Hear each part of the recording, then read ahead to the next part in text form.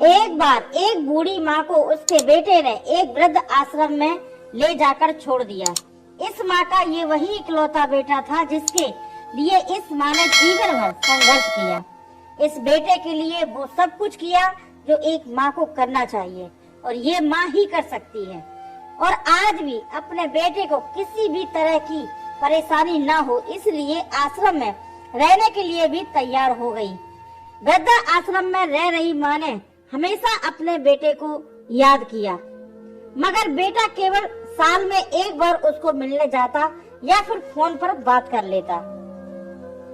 इस तरह कई साल बीत गए। वृद्धा आश्रम से बेटे को एक दिन फोन आया। उन्होंने कहा, बेटा जल्दी से आश्रम आ जाओ और अपनी माँ से मिल लो, वो बहुत सीरियस है। बेटा जब अपनी बीमार माँ के पास पहुँचा तब वह अपनी आखिरी सांसें गिन रही थी। बेटे ने अपनी माँ से उसकी इच्छा पूछते हुए कहा, माँ मैं तुम्हारे लिए क्या कर सकता हूँ, बताओ। माँ ने कहा, बेटा इस आश्रम में गर्मी और मच्छर बहुत ज्यादा है, यहाँ पर कुछ पंखे लगवा देना। फ्रीज न होने की वजह से यहाँ पर हम बूढ़ों को कई बार भूखे पेट ही सोना पड़ता है, क्योंकि किसी ने दिया हुआ खाना खराब होने से नहीं बचा पाते। तो इस आश्रम के लिए एक दो फ्रिज भी खरीद कर दे देना।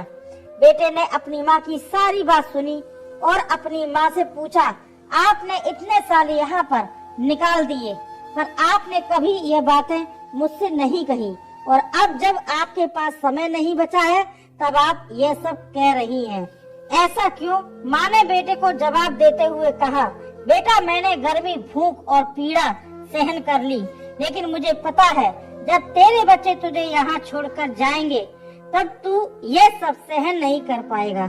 इसलिए तेरी सुविधा के लिए मैं तुझे यह सब लगाने के लिए कह रही हूँ।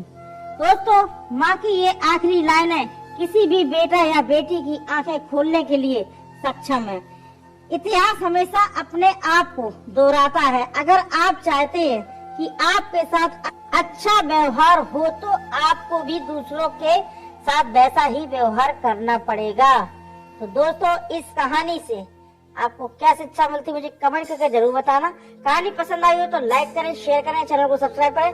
मैं मिलती हूँ नई कहानी से, तब तक के लिए नमस्कार।